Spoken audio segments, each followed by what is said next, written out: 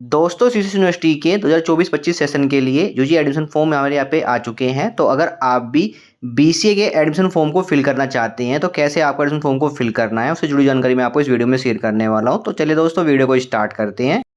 साथ ही दोस्तों अभी तक आप इस चैनल को सब्सक्राइब नहीं किया, चैनल को सब्सक्राइब जरूर कर लीजिएगा। वीडियो अच्छी लगे वीडियो को लाइक और शेयर जरूर कीजिएगा। तो देखिए दोस्तों, एडमिशन फॉर्म को फिल करने के लिए सबसे पहले हमें सीसीएस यूनिवर्सिटी की मेन वेबसाइट पर जाता है। जैसे हम सीसीएस यूनिवर्सिटी की मेन वेबसाइट पे आते हैं, आपको जो वेबसाइट का इंटरफेस है वो चेंज देखने को मिलेगा। जहाँ पे जो भी ऑप्शन अब तक आपको पता था वो चेंज हो चुके हैं। इसके रिगार्डिंग मैंने वीडियो बना दी, चैनल पर आपको मिल जाएगी।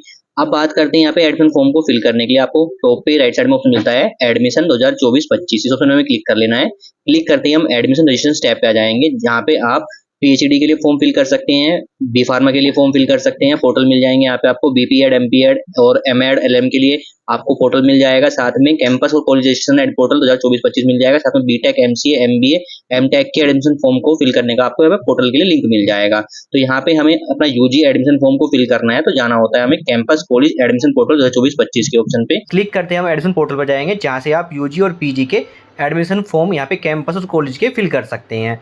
तो यहाँ पे देखिए हमें एडमिशन पोर्टल सेशन 2024-25 का ऑप्शन मिल जाएगा। साथ में रजिस्टर यहाँ पे 27,000 जो स्टूडेंट है उसने यूजी एडमिशन फॉर्म हमारा पे फिल कर लिया है, वो यहाँ पे शो कर रहा है। साथ में यहाँ पे 3 ऑप्शन देखने को मिलते हैं हमें यहाँ पे। इसमें new student registration portal option मिलता है, जिसमें आप यूजी और पीजी के एडमिशन फॉर्म का रजिस्ट्रेशन करेंगे। साथ में ऑप्शन मिलता है already registered student registration portal और कॉलेज पोर्टल।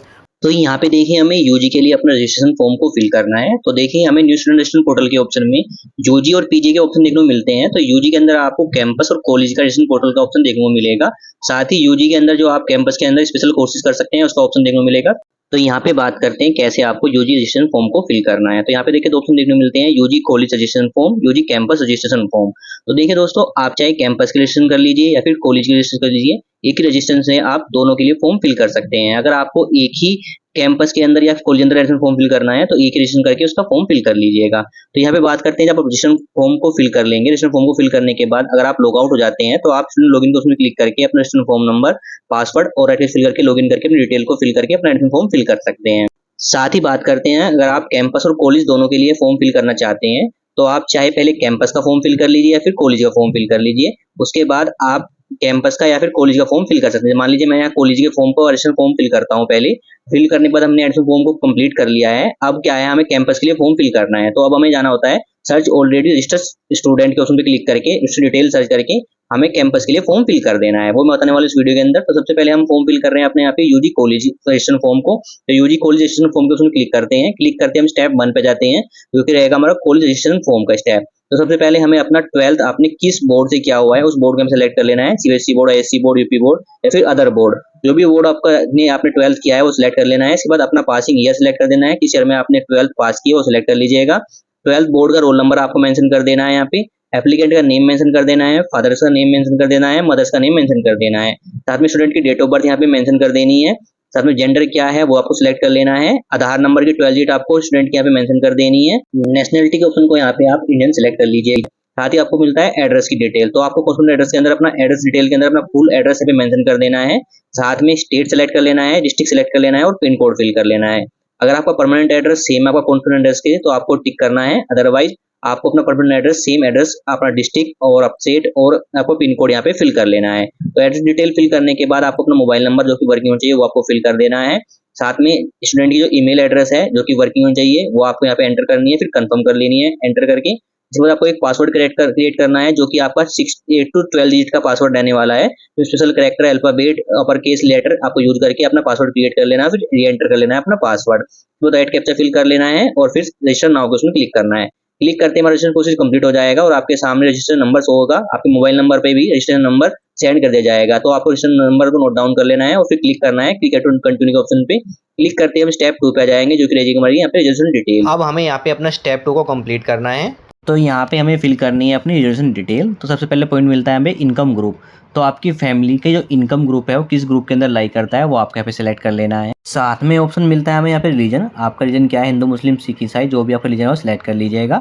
मैरिटल स्टेटस क्या है, आप मैरिड है अनमैरिड है वो आप यहाँ पे सिलेक्ट कर लीजिएगा। साथ ही ऑप्शन मिलता है डोमिसाइल स्टेट, यानी आपका डोमिसाइल सर्टिफिकेट किस स्टेट का है, आप किस स्टेट के निवासी हो, उसका नेम आपको यहाँ पे सिलेक्ट कर लेना है। तो मैं सेलेक्ट कर लेता हूँ उत्तर प्रदेश, जो भी आपका डोमिसाइल स्टेट है आप सिलेक्ट कर लीजिएगा। साथ ही ऑप्शन मिलता है डोमिसाइल सर्टिफिकेट नंबर, अगर आपका डोमिसाइल सर्टिफिकेट बना हुआ है तो डोमिसाइल सर्टिफिकेट आप नंबर आप यहाँ पे फिल कर लीजिएगा। अदरवाइज आपका डोमिसाइल सर्टिफिकेट नहीं बना हुआ है तो आप यहाँ पे नन फिल कर दीजिएगा।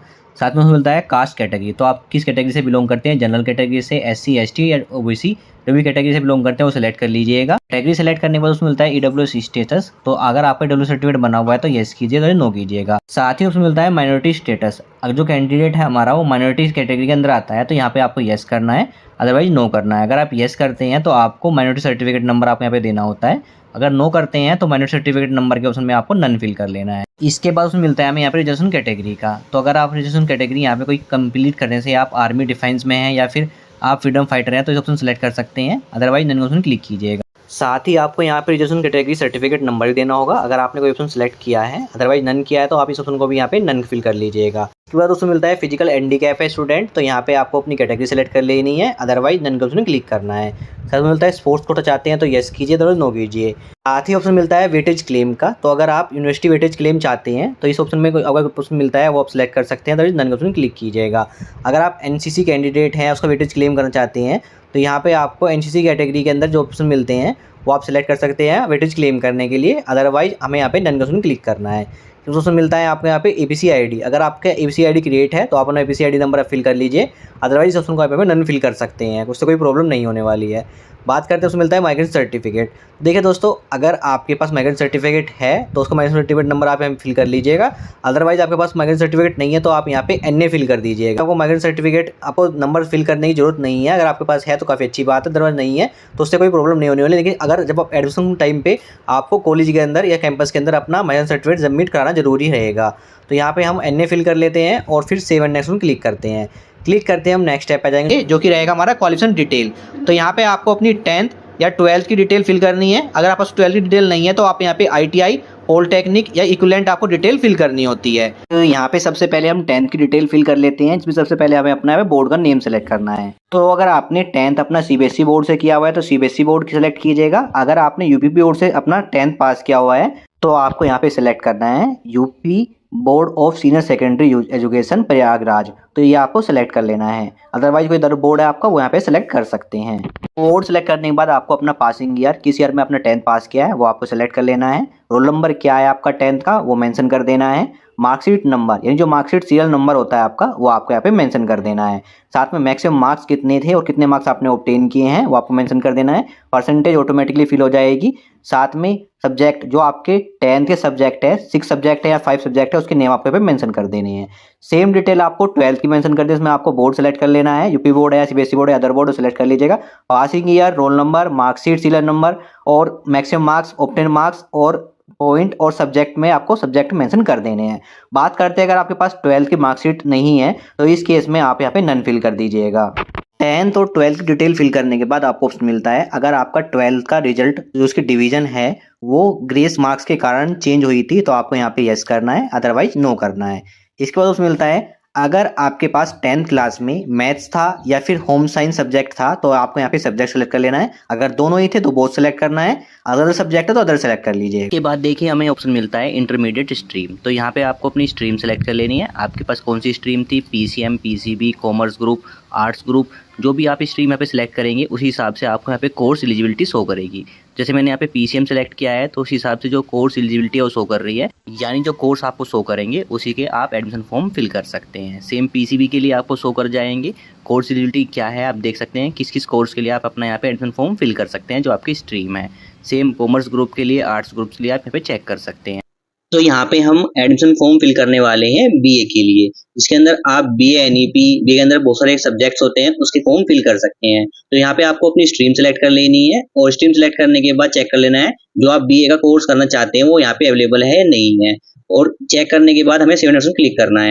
क्लिक करते हैं हम स्टेप 4 पे आ जाएंगे जो कि रहेगा हमारा कोर्स और कॉलेज डिटेल को सिलेक्शन का यहाँ पे स्टेप रहेगा। तो यहाँ पे आपको कोर्स प्रेफरेंस 1, प्रेफरेंस 2, प्रेफरेंस 3 का ऑप्शन देखने को मिलता है।